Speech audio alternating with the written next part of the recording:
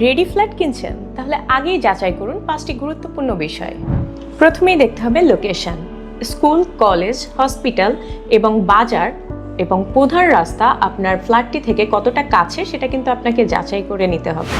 Facility নিশ্চিত করুন। Lift, gas, পানি, বিদ্যুৎ ও নিরাপত্তা ব্যবস্থা কি আছে সেটা নিশ্চিত করে নিন। নির্মাণ মান দেখুন।